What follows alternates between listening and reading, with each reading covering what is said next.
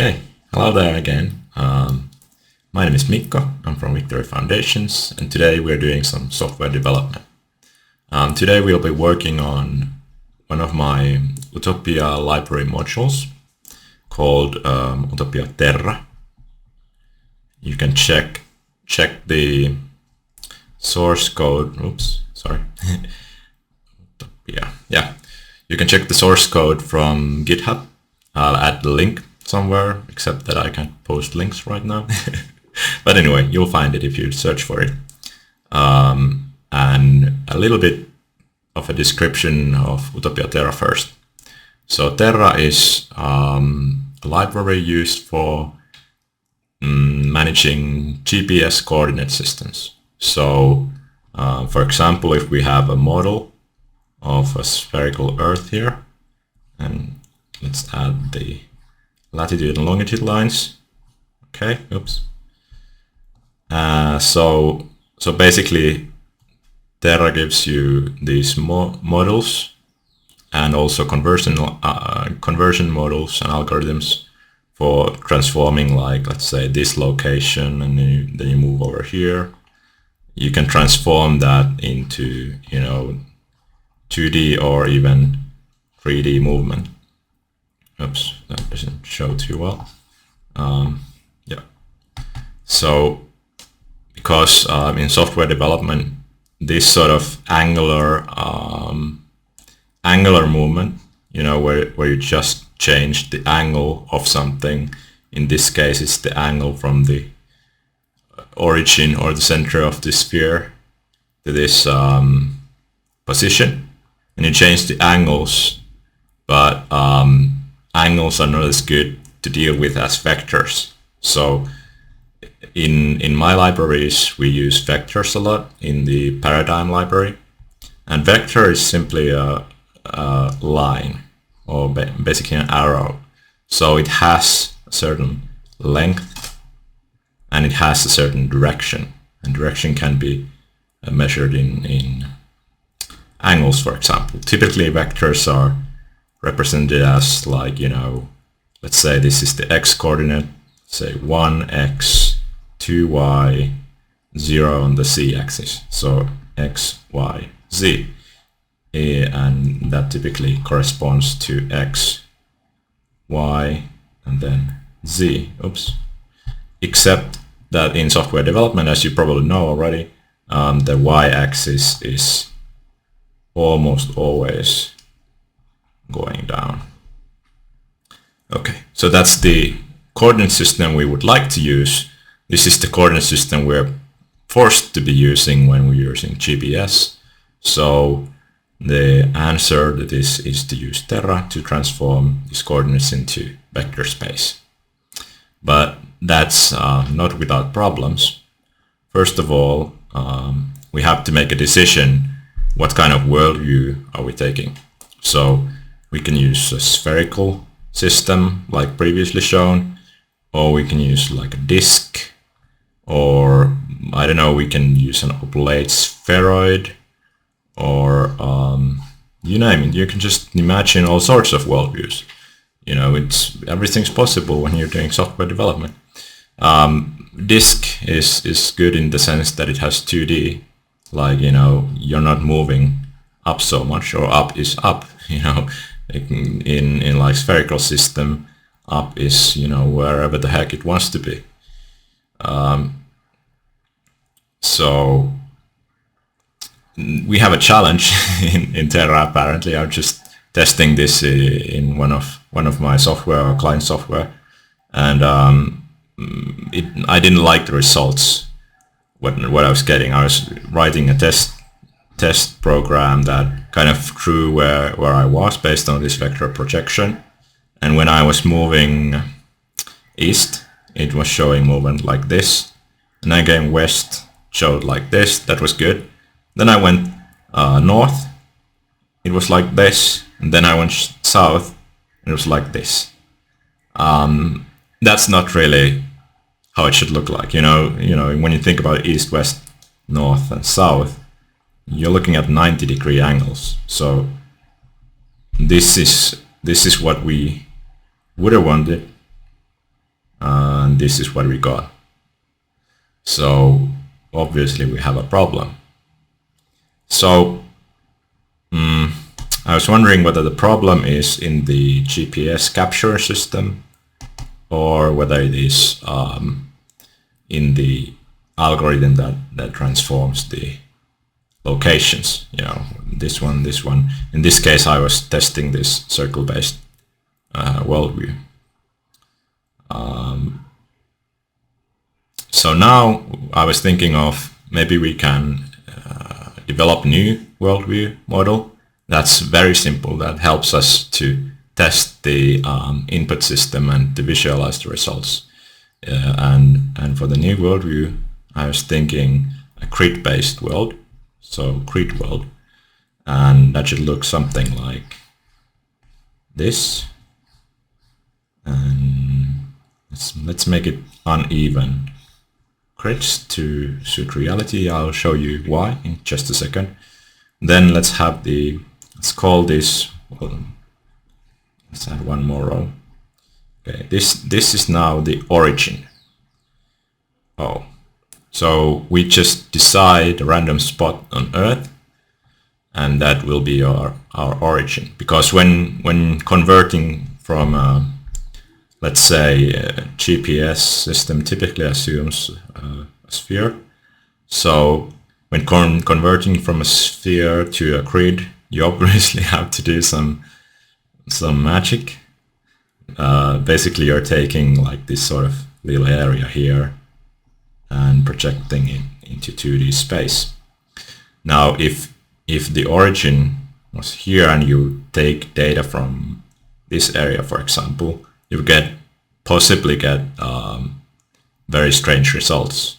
And actually, let's explain one problem we have first, which is the biggest problem we kind of have to resolve when developing this grid-based worldview. Oops, sorry about that. Yeah, so the problem is that let's look at the northern hemisphere first. So as you can see, there are these rings, and as we go to the equator, the rings get larger and larger. So very near the north, the rings are very small, and at the equator, the ring is very large. So these rings are like the east-west rings. You know, it's funny how you know you can go north and south like one direction, but when you go east and west, you have to keep turning all the time because of the. Anyway, if you think about it, you can imagine it yourself. But that makes this a bit harder, because when receiving data from a GPS system, you just receive like pairs of data, like let's say I don't know, 60 degrees north and then 35 degrees west, whatever, and this is the data you get. Then let's say you move one degree to west, so then you're 60 degrees north and 36 degrees west. So what you did, you moved to the west, so you moved along this ring and you moved 1 degree. But the problem is that 1 degree could be over here, could be like a little tiny distance over here, or it could be over here, it could be a huge distance over here. Well, let's keep this in scale. So this is obviously not 1 degree, but as you can see, this is a lot larger distance than this one. And if we are calculating like velocity and stuff, the distance matters, because otherwise over here everything would move like super slowly if we didn't account for the change in distance. So when we're creating this grid, we really have to decide what's the length of this x distance and what's the length of this y distance. yeah, so that's why I drew them with different lengths here even, because they might be different. And this is where the origin comes to play. If we took the origin here, this is now the origin, then the distances would be relatively small. But if we take the origin here, then the distances would be large. So this you have to take into account when you're using a grid-based system. And of course, the further you go, let's say you go way over here, oh, that doesn't show, way over here, you know, the distance changes. So this grid-based system is usable only in like small areas. But personally, I'm developing software for like airports, so that's a very limited area. You know, you can easily kind of the errors will be kind of negligible. How do I pronounce that? not very important. So this kind of grid-based system might work over there. At least it helps reducing errors. Okay, so next we have to kind of determine how to create this grid system. So let's do the design first. So what are the problems that we need to solve when creating this system? Well, first of all, we need to determine the length of the y vector and the x vector, as well as the directions. By the directions, I was thinking of using just, how is it, latitude, longitude? Yeah, longitude for x and latitude, whatever, latitude for y. So latitude is the north and south, and longitude is the east and west. So let's make this east, and this west, and this north, and this south. Okay. So that should be relatively easy. Then we need to determine the lengths. And how do we go about that? Well, if we assume sphere for now, yeah, we can toggle that, whether we want to assume a sphere or not. But let's see. The length of the more difficult part is this east-west thing, because it's a circle first of all. So basically we need to determine the radius from the kind of central pillar. If you imagine the Earth like this, and then there's a pillar in between. This is the equator, and then we raise up along the pillar somewhere and go to this certain latitude. That's the upraising, and then there's the radius. So this is not the same as the radius of the Earth. This is another random radius that depends on where you are on the latitude coordinates. So this is the same r. So how do we determine this r? I think I have determined this already when developing the software. Let's do the math again. So first, this is from the side now, and we have the latitude. Let's name it L, and this is the 90-degree angle. We know the R, the big R, and this is also big R. So we just use trigonometry, whatever, to to determine the length of this R over here, which matches this R over here. So yeah, basically from this we get, this is 90 degrees minus L. Okay, so you can just work based on that. Let's work it when we get to the code. I think I have something already done over there, so I don't have to worry about that too much. So we get the R, and then the distance is one degree. This is like, okay, that's 1 degree, and that's the arc length. Arc length of 1. Can't remember the math right now, but that's in the library as well. I have a neat rotation class that handles the calculation for me. So arc length is something based on the r and the alpha. Okay, we can calculate that. So that's how we get 1 degree equals x, or whatever measurement you want to use. And then y in the spherical model is basically the same thing. You just flip things around, or is it? No, it's not.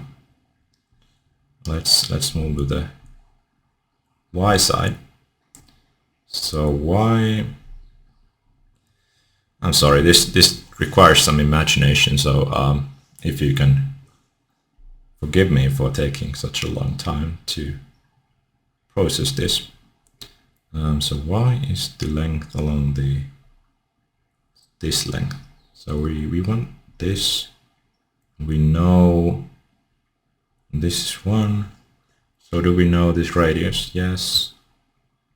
Yes, we do, and we even know this one. So we have 1 degree over here, and this is y, and this is just r. So basically you just do triangulation. Let's call it triangulation again. I don't know. Let's just roll with it. Okay. Sometimes it's easier to talk or think when you're doing the actual development. So next, let's go to the IDE development side. Let's get to work. And for this, let's create a new world view. It's in the world package. So new Scala class object. Well, this is actually a class because we have to accept the parameter of like origin, for example. So let's name this grid something. These are the most important decisions you make, what to name stuff. We want grid earth. Well, it's not really an earth, it's a grid area. Okay, and that's good enough for now. We can always rename it. Okay, so then let's describe it somehow. Represents a section of the earth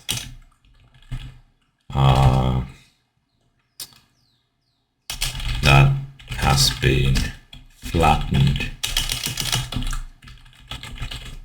to 2D plane. The x-axis matches the longitude line, situational, and the y-axis matches the latitude line, which is also situation. And let's lines are in quotation marks because it's not really a line. So the version is 1.0.1. I just created this library recently, and the grid area. And now close this. Grid area extends world view. So world view accepts 4 generic type parameters, which is the 2D vectors used, the 3D vectors used, the surface points used, and the aerial points used. So actually we don't have even those yet, so we need to go and create the models, the coordinate models, except that we can just use vectors. We can almost use vectors. we may be able to use vectors, but is that too much? Let's check what the traits require. Surface point. Oh, actually, let's start with the world point first. So world point, we have a vector form and a latitude longitude form. So yeah, we cannot just use a vector because we need the latitude longitude form available to us. And let's go to the world view, just checking.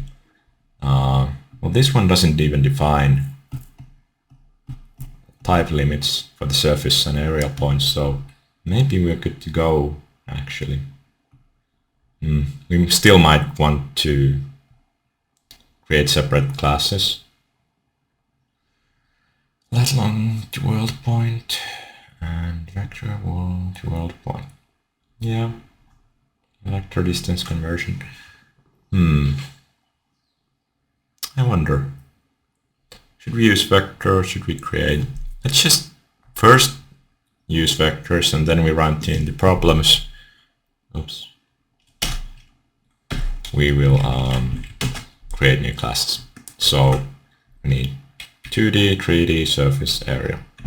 So 2D vector is vector 2D, simple. 3D vector is vector 3D. And then we have vector 2D and vector 3D. So the vector types exactly match the kind of world point types. So then we need to implement a lot of methods because we're extending the interface or the trait. So let's see what we have here. This method converts a 3D kind of latitude longitude plus distance from the Earth's surface point into a vector. This one converts just the latitude longitude point to a vector. Then we have the kind of, these are the from world point to vector conversions, but here we're using the same data type, so we can just pass the vector as the return value for now. That will do. Then we have the unit distance. Oh no, unit distance. Yeah, we cannot use the different let me show you. We cannot use different XY lengths here because of this unit distance property. So conversely, we can change this because earlier we were kind of saying that 1x equals 1 degree longitude and 1y equals 1 degree latitude. Okay. And these are different lengths, so they don't work because in this vector-based system they have to be the same length. So we can still use, like, latitude is the more reliable length value. So let's call like 1y equals 1 latitude, but then we have to convert the x value to equal some other distance that in length equals 1 degree latitude. So we'll just have to figure that out as we go. I don't yet know how to do it, but for now we know that the unit distance of 1 equals 1 degree of change in latitude. And actually 1 degree is very much when speaking in latitude longitude stuff. So we might even say that this is distance of 100. Okay. So then we need to determine how to do the latitude stuff. But for this we have the globe math, I think. Yeah. Thank God, globe math. Oh, this is just... Well, we had some spherical mathematics going on. Maybe they're in the spherical Earth model. Let's see. Vector radius, unit distance, blah blah blah. Here we're converting the latitude, longitude points to vector. So yeah, I think this is the one we want. This is the east-west radius. This matches the little r we had here earlier, so we already have it. You just need to move this to the globe math, so that is accessible. And then xy positions on the xy plane. Yeah, so xc, is that used? Well, this is not too complicated, but of course we kind of want to have it so this east-west radius is xcx.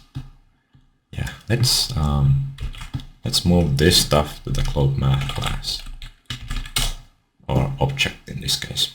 So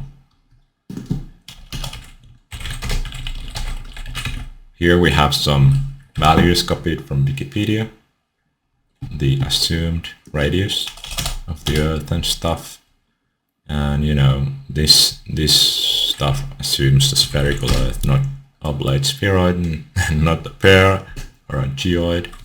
So we have other methods over here. Def, what should we call this? East-west radius at latitude.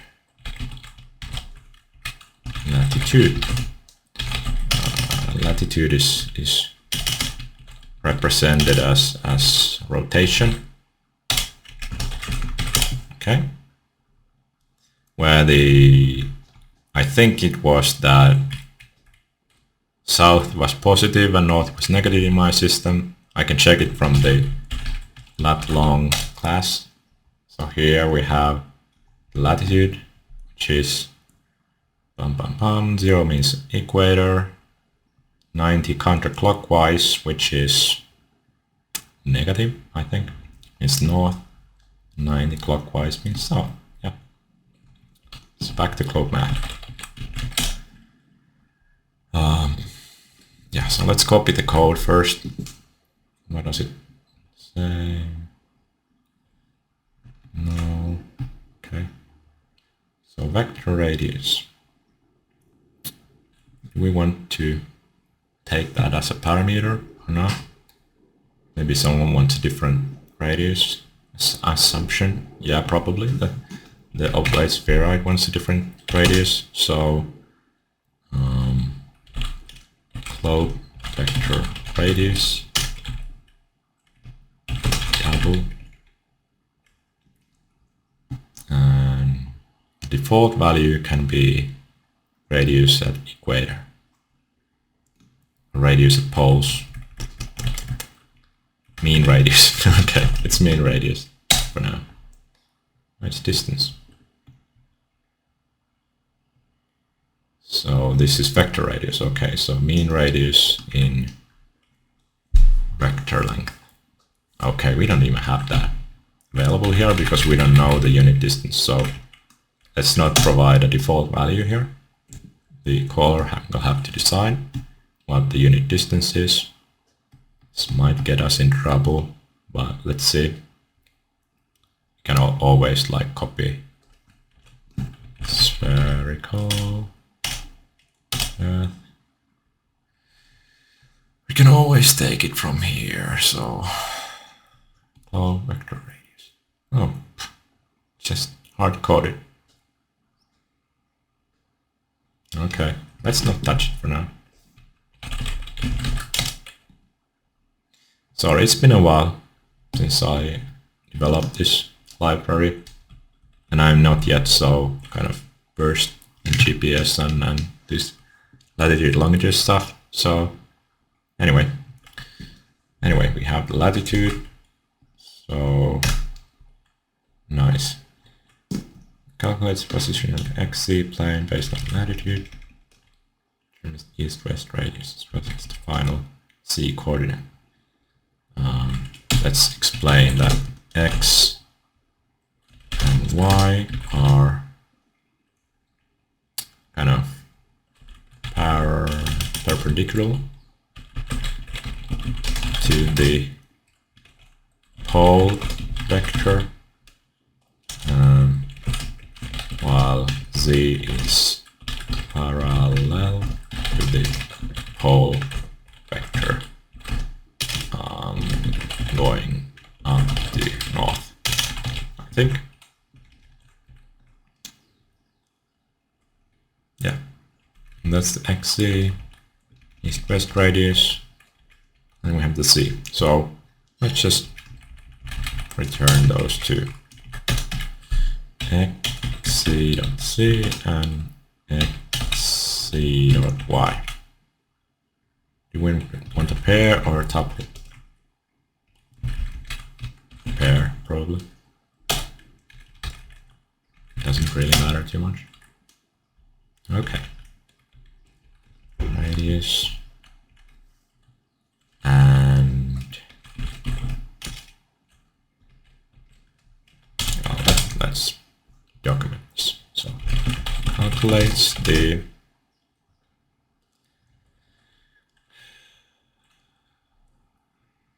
radius along the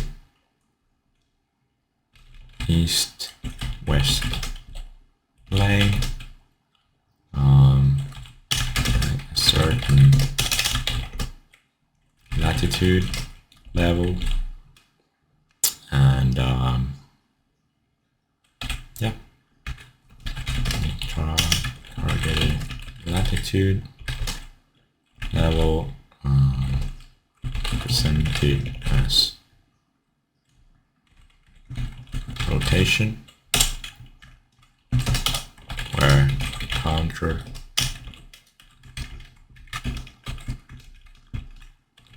clockwise is towards north and clockwise is towards south. Yeah, like typical direction. Actually, do we have like classes for this sort of rotation? We have angular, compass rotation. So we have north-south rotation. We could use north-south rotation, I guess. That might be kind of more clear. Then we wouldn't have to specify everywhere where this rotation was. So let's do globe math, and let's this latitude is north-south rotation. Okay, and then we can just north.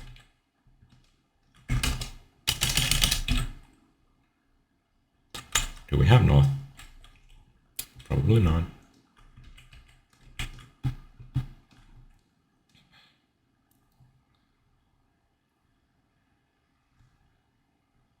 North to south.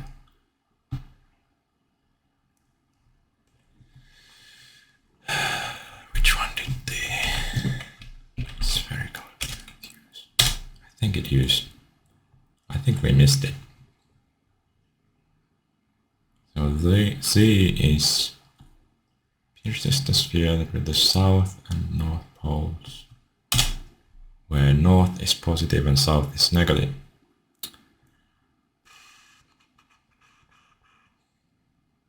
Yeah, well, let's assume it's correct for now.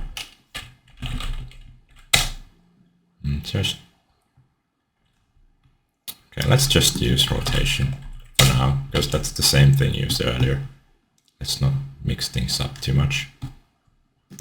And the vector radius is the radius of the Earth along from pole to pole in the vector measurement system. Okay. You know, we use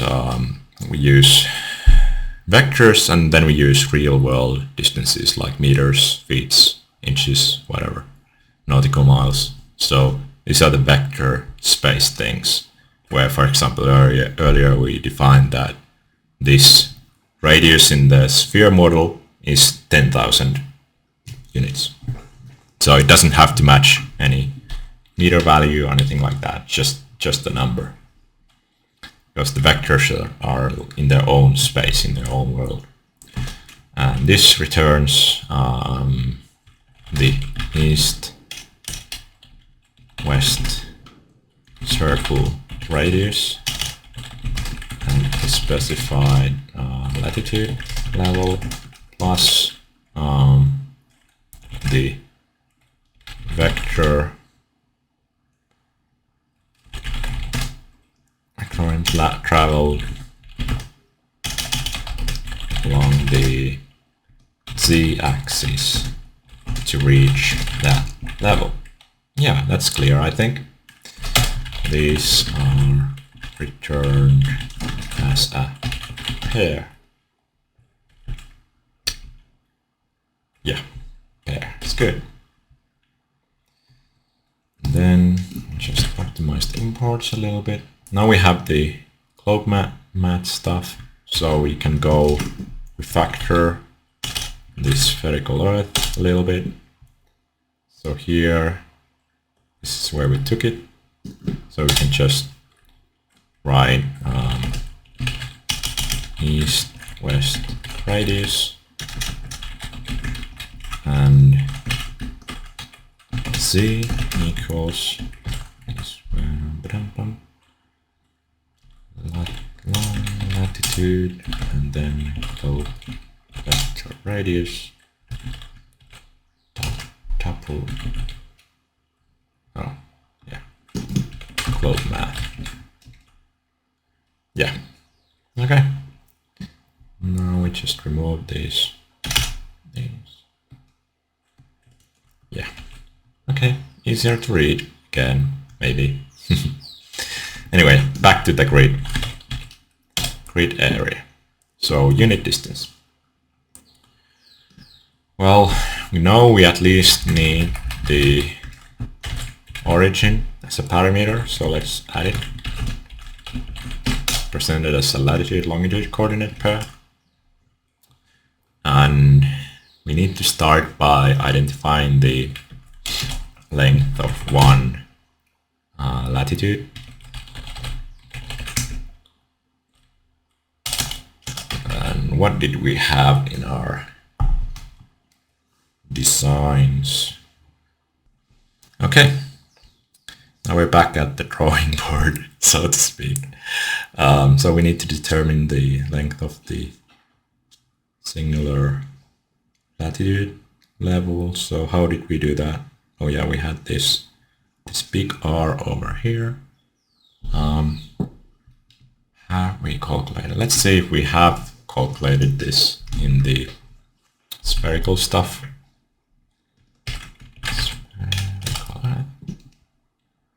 Do we have it? The XY, I think, was, that's, yeah, but the, maybe it was here.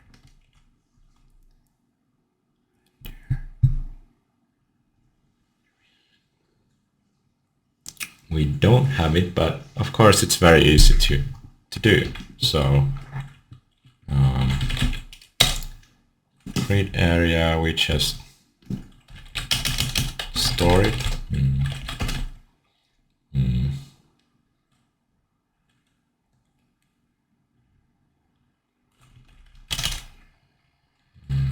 Radius 1 latitude degree length. Arc length. Something we need to determine the globe vector radius. Let's add again 10,000 to be consistent with the spherical stuff. Arc length is rotation of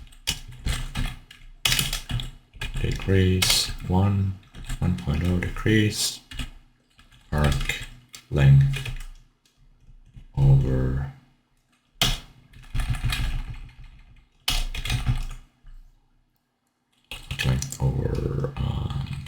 globe vector radius. So this is in vector space.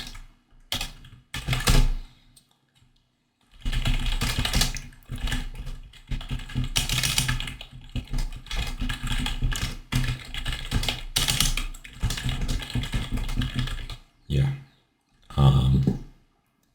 it's kind of redundant with the naming, but you know, better to be too clear than to be vague and, you know, come later and like, what's going on here? Yeah, so now we have the y. Yes. And now we have the unit distance, finally. That's the same thing as this. Unit distance.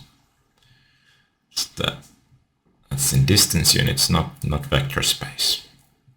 So what did we decide? Well, we just need to convert this.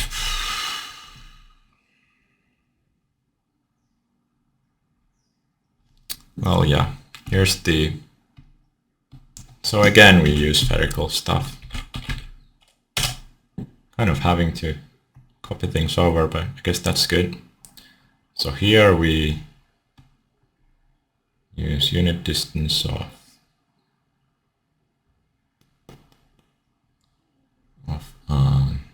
mean radius divided by globe vector radius.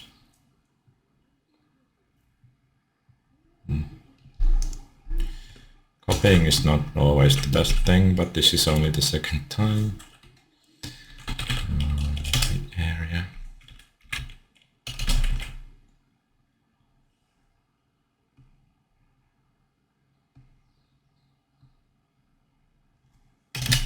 Okay, well now we have some sort of unit distance at least.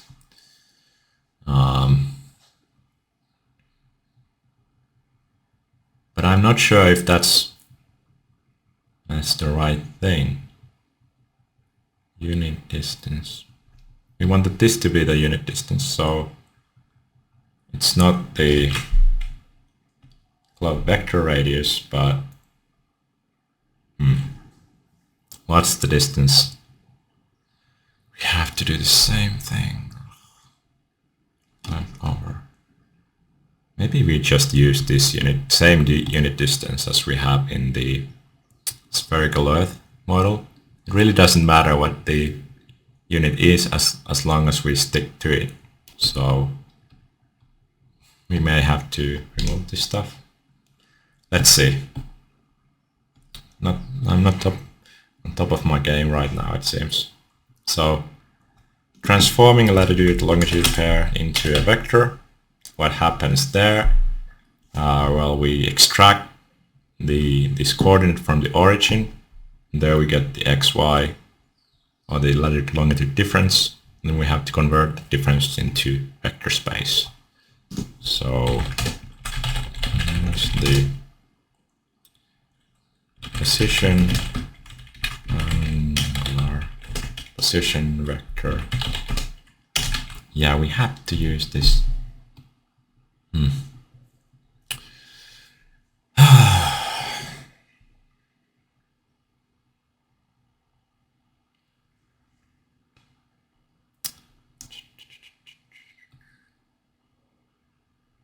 Have some sort of vector length.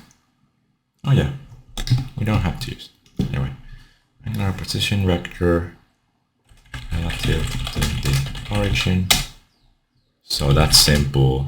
Position equals lat long minus origin. Fortunately, I did create this minus function already. that returns a rotation instance. So then we just determine the xy coordinates. So now we transform into vector space. So that we do by dividing this. At least the latitude is easy. Got y equals position is latitude. Oops. North south, I guess.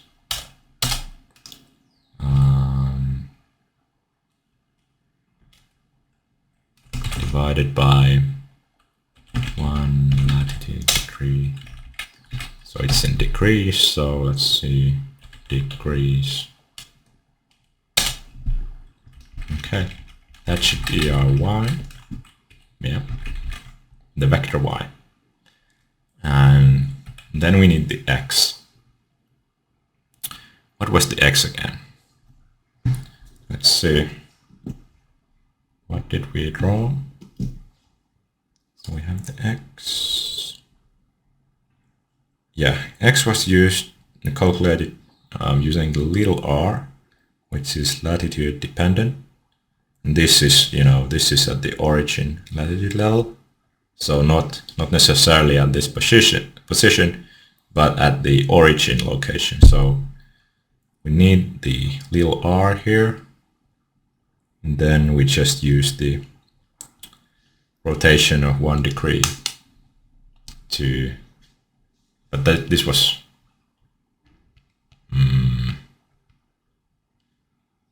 well, anyway, we can, well, anyway, we can at least calculate the arc length of the, of the longitude, oops, longitude. That's actually not so straightforward, unfortunately, but I know we will need little r, so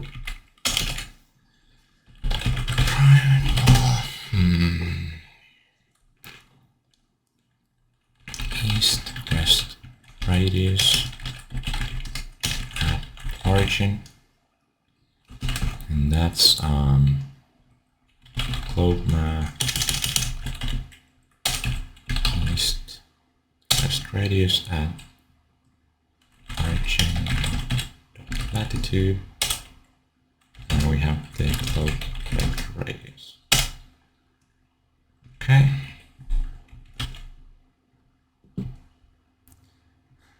But hopefully we don't have to deal with the oblate spheroids anytime soon, because then we are in trouble.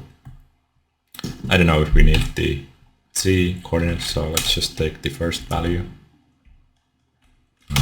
like so.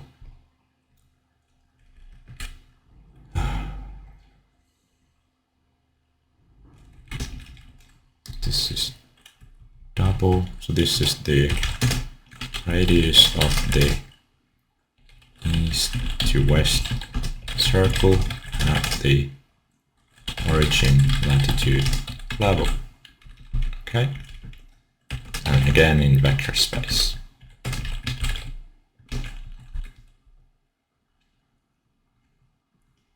So now how to determine the x and x. X to y scaling is basically how much larger the y ring is compared to the x ring. So that kind of determines our scaling.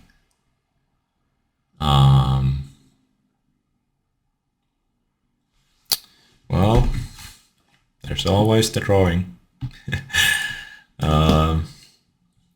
You have to do a lot of mathematics in this sort of stuff. And it's been a while since I studied mathematics, but at least you can learn, like, if you're in school right now and learning mathematics, study this trigonometry stuff, like, and matrices, and that sort of stuff. Like, you will need those so much if you ever want to go to software development, unless you just want to use pre-built libraries like this one.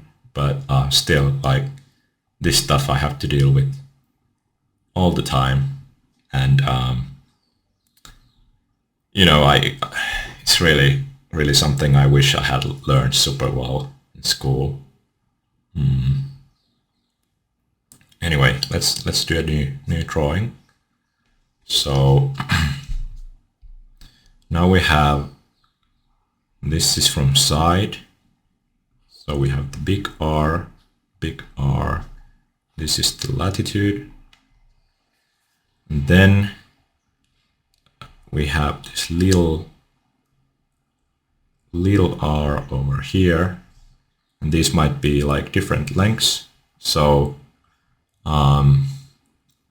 we need to determine how much, conversion rate for the arc length of 1 degree here. So this is x before transforming, and then determine what that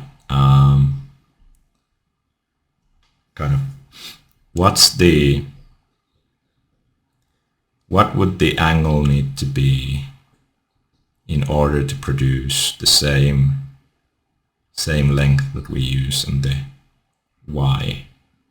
So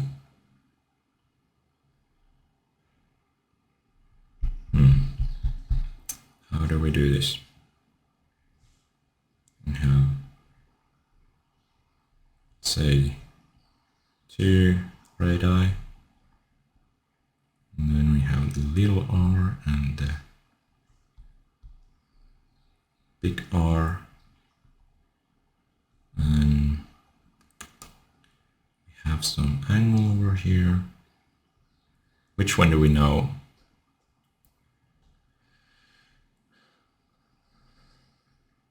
We have some sort of like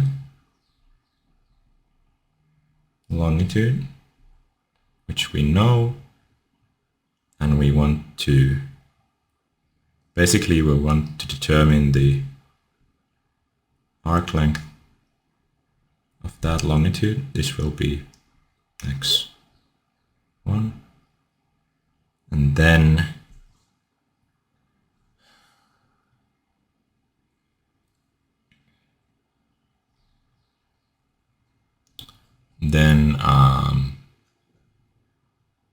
use the same vector length as with the y. Didn't we even have y in like vector coordinates? So unit length, yeah, just in terms of unit distance. I'm getting mixed up here. This is probably not interesting to watch. Sorry about that.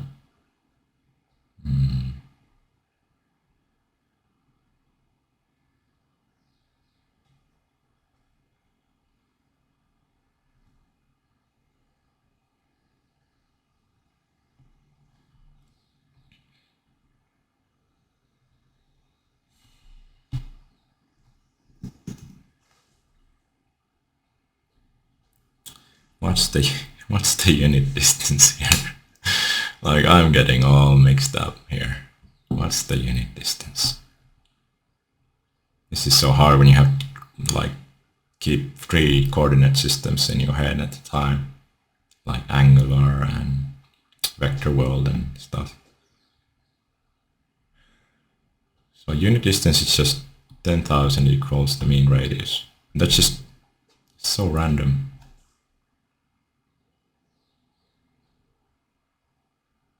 When we just say that unit distance equals, 1 degree times something, times 100, because we can. Well, because we can. Yeah, just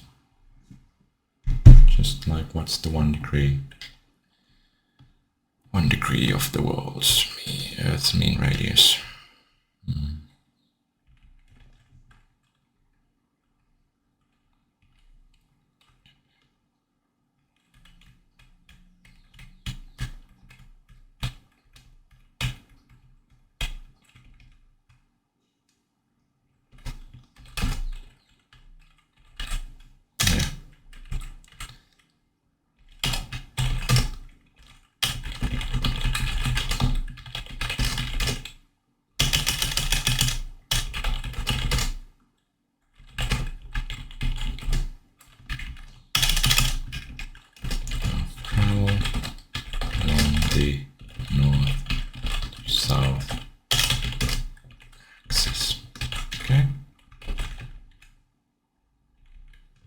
except that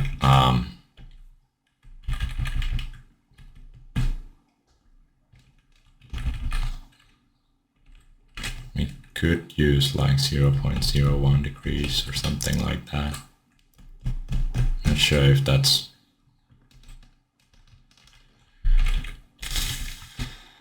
because we don't want to use too small numbers. So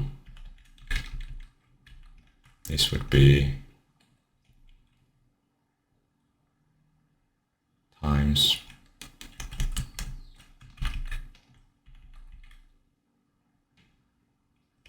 3.6.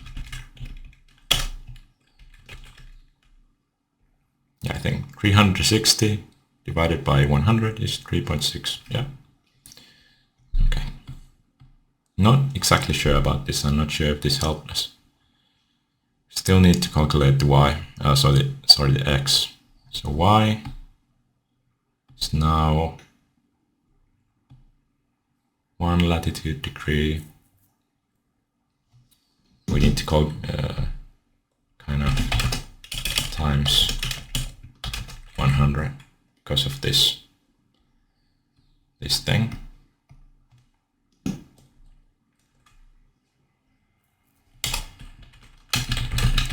Okay, 100 unit is equal 1 degree travel. Okay.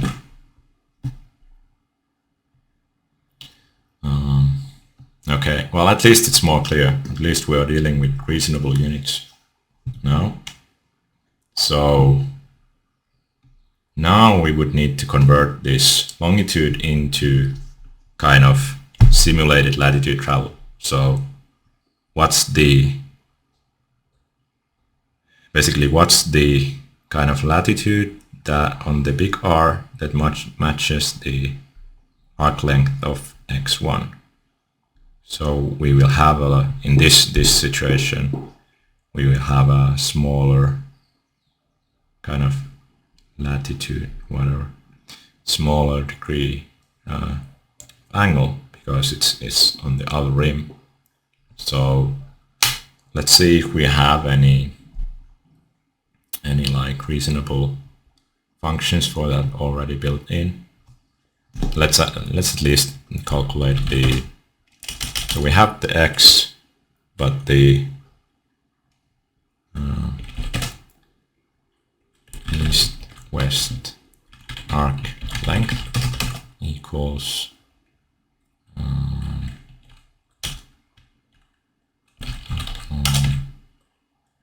east-west arc. What? Compass direction. Is this? Oh, sorry. Position east-west arc length over east-west radius of origin. Okay, now we have this x1. Then we need to determine the simulated degrees of latitude change. So matching latitude degrees, like, well,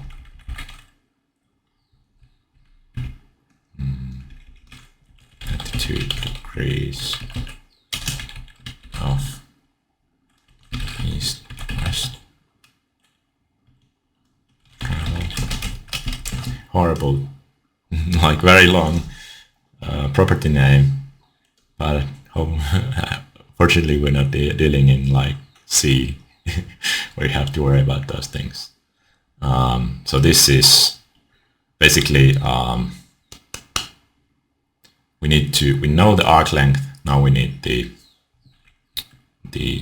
degrees. So rotation of arc length for arc length east-west arc length on what's the radius, vector radius, closed vector radius.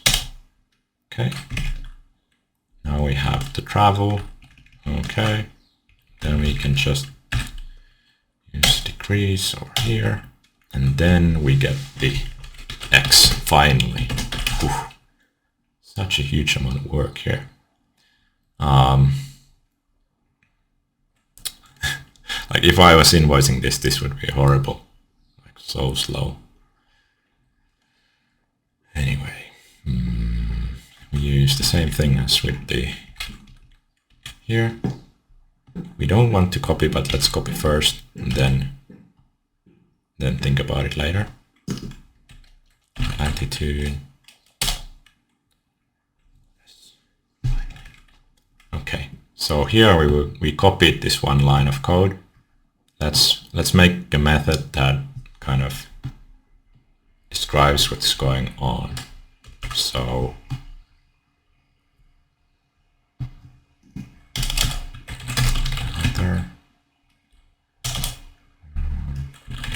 def length of latitude travel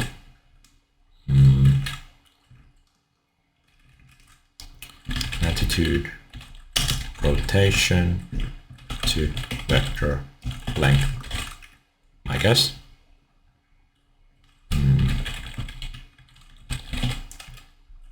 This is rotation, and then we have the integration, decrease. Okay, this is more readable. Kind of a conversion method. We can write another method if we need to kind of untransform that, which we probably will need to at some point. So let's use that instead. So we have the north-south, latitude, okay, and then here let's not take the decrease, and latitude, rotation. This is like simulated value, but anyway. And this is then latitude, rotation, vector length, latitude. So let's just mark it down. Simulated value based on the radius difference at the origin latitude level. Okay. Yeah. Now we have the y and the x, so we can just return vector 2D x y. Yeah. Okay. Then we have the three-dimensional vector. This has like altitude in addition to the latitude, longitude. So let's start with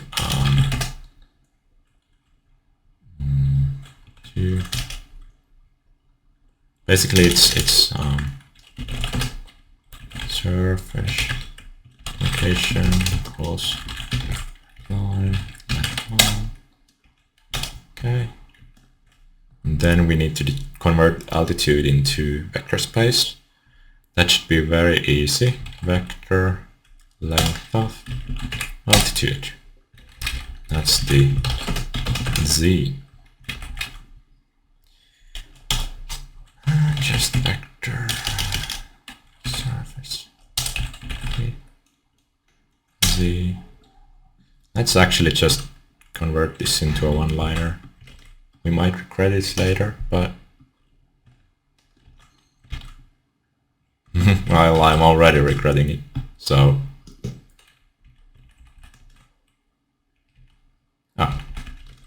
okay, let's not do that. And then we have the vector 3D surface x, surface y, and z.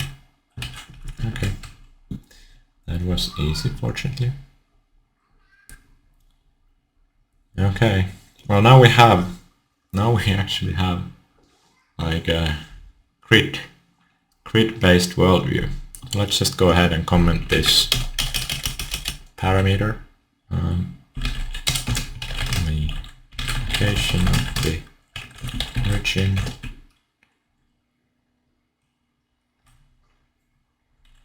This grid area matching the 0.0 vector coordinate.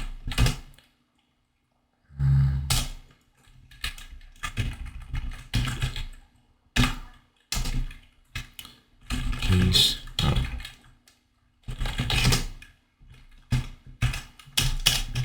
please note that locations far from the origin will suffer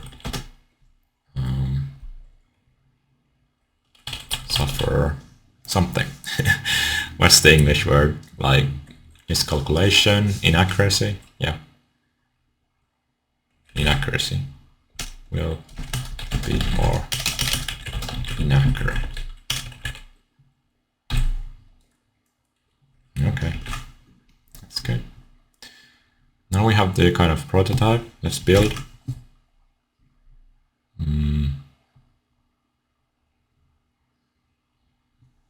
Build and see if things work. And I think, yeah, okay. That's the prototype.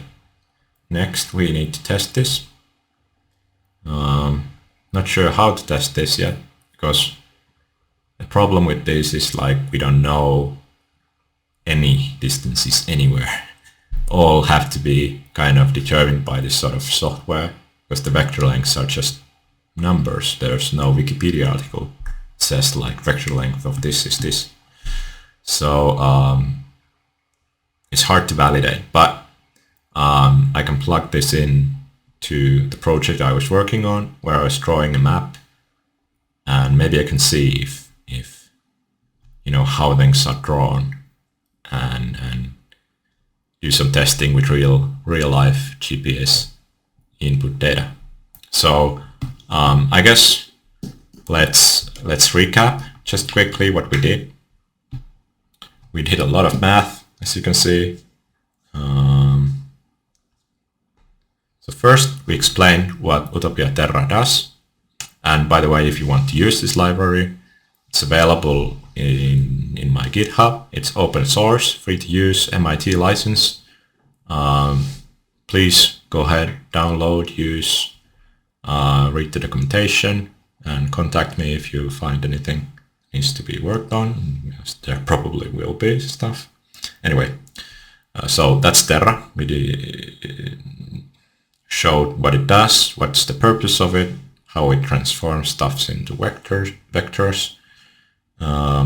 We discussed different worldviews. Today we focused on the spherical Earth worldview over here. We ignored the oblate spheroid. We ignored the circular model. And the attempt was to resolve this problem using a very simple grid-based model, which we designed, and then we kind of worked our way around the mathematics of creating that sort of system, determining the x value and the y values were the most challenging part in my perspective in this whole process. We did a lot of triangulation and finally we built a prototype which we haven't tested and which we need to test next. So now we have spherical Earth, we have circle-based system, and now we have a grid-based system. And grid-based systems are good probably for these very small areas like airports, cities, you know, whatever. So I hope you enjoyed this video. I hope this was educational to you, or at least entertaining. Sorry for being so slow with this.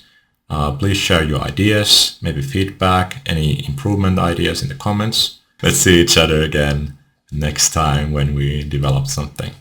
Okay, see you.